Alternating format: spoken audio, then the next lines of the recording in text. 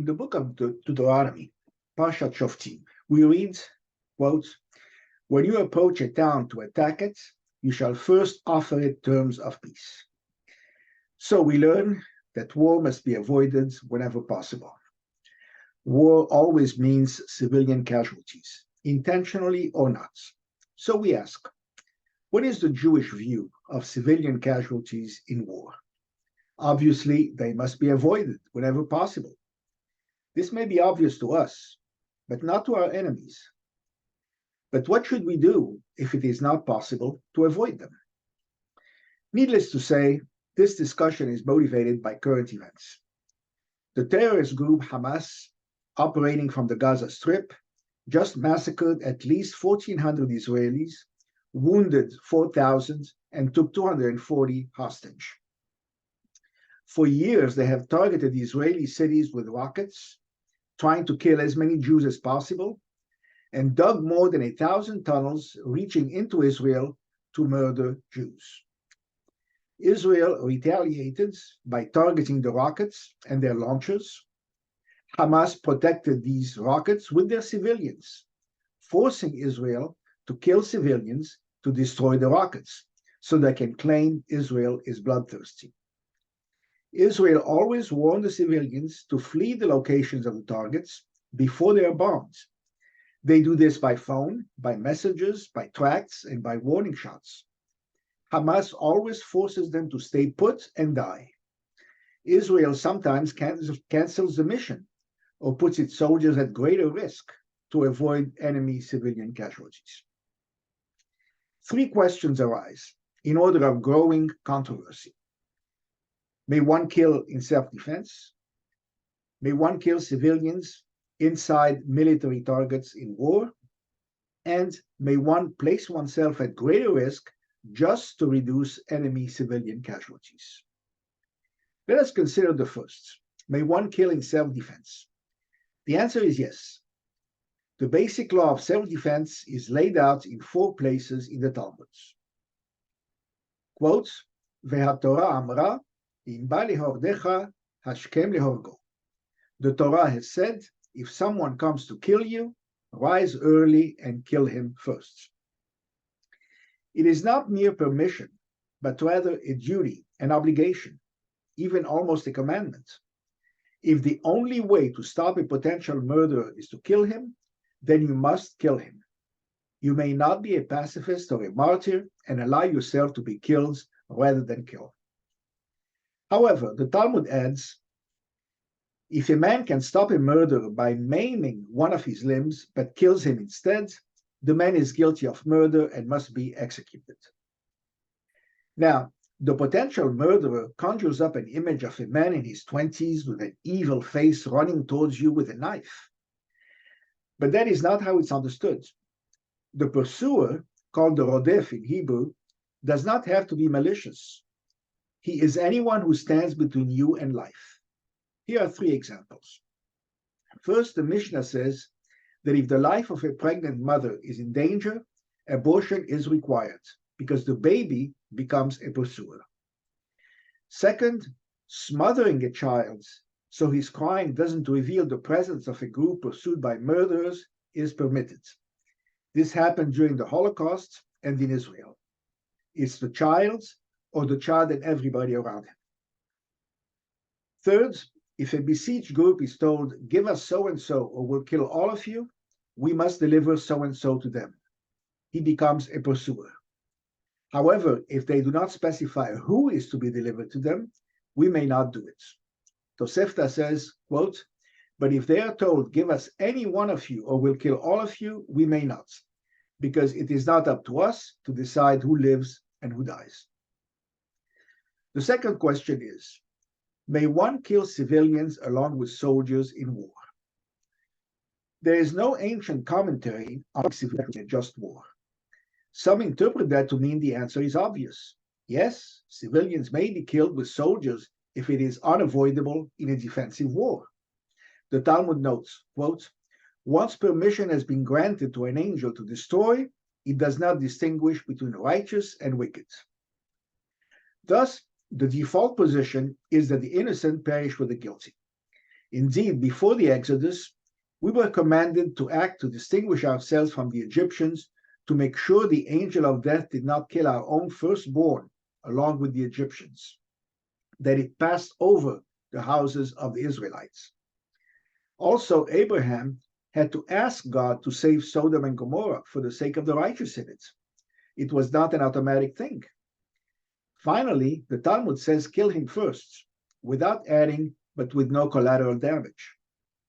The Maharal of Prague, a great 16th century commentator, concludes, quotes, the Torah allows war when we are attacked, and in responding, we are allowed to not distinguish between the guilty and the innocent.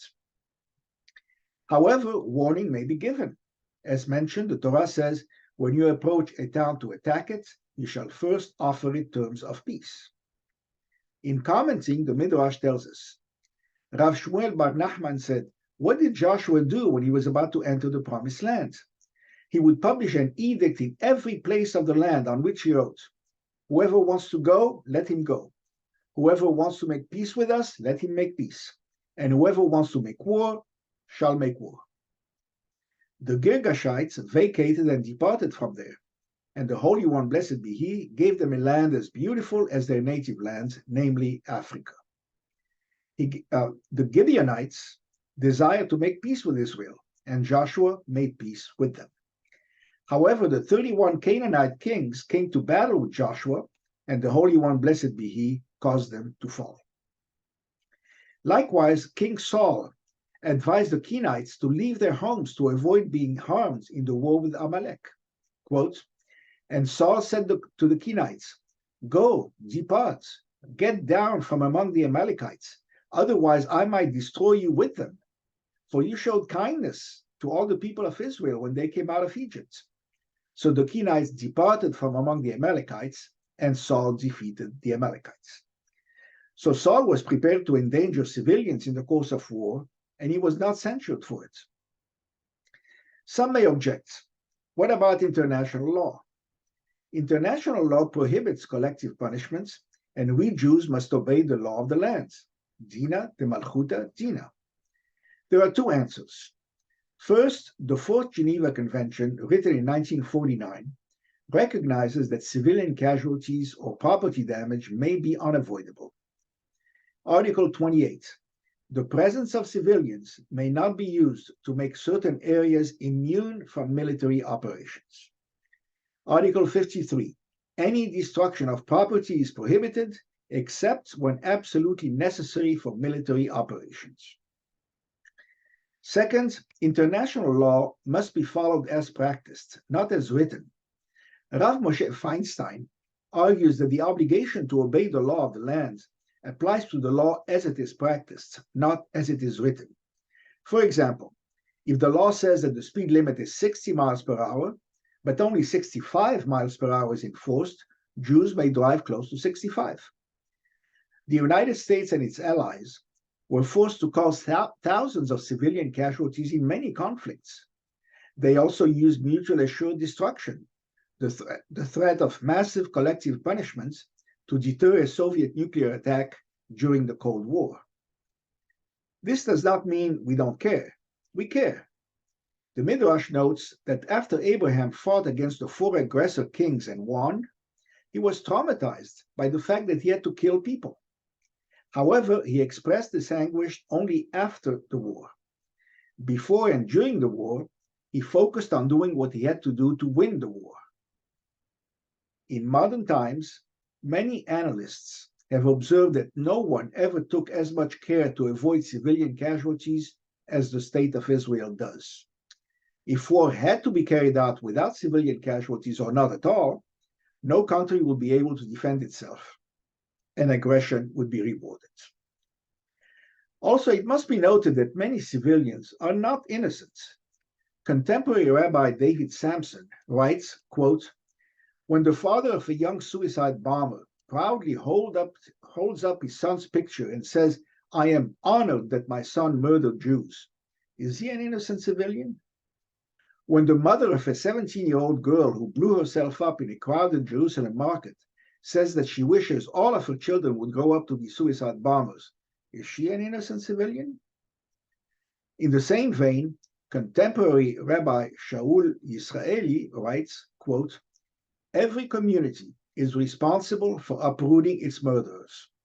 If a community is against the terrorists among them, but does nothing out of fear, they must not be harmed during an attack to the extent possible.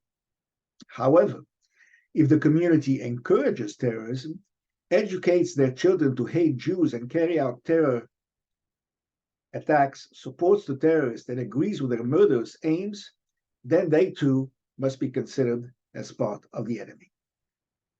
Also, the enemy must feel the pain of war.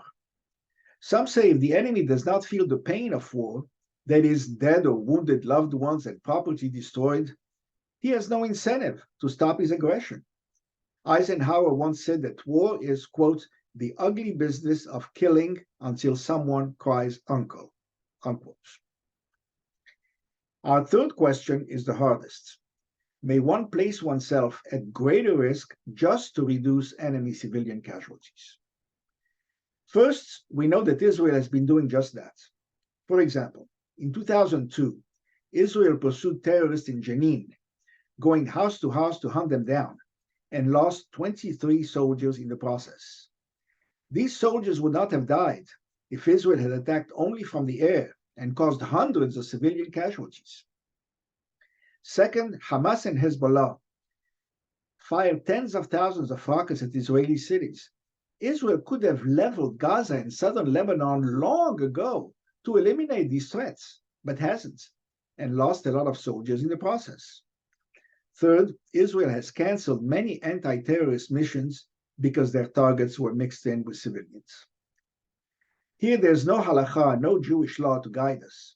No halakha exists that requires or even permits this. Again, many interpret this to mean the answer is obvious.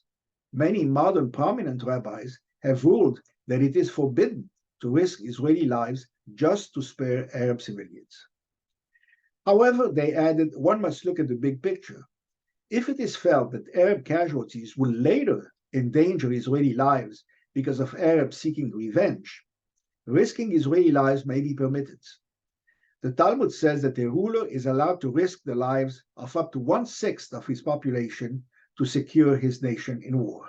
Quote, Shmuel said, a government that allows 1 out of 6 of his own people to die by going to war is not punished. What do we conclude? First, Jewish law permits killing in self-defense if this is the only way to stop a murderer. Second, Jewish law allows waging a defensive war that causes enemy civilian casualties if they cannot be avoided. However, warning may be given to allow the civilians to flee before the attack. Third, Jewish lives may not be put at greater risk just to reduce enemy casualties, civilian casualties, but account must be taken of enemy reactions. We're not pacifists. We will defend ourselves. Worlds, take notes.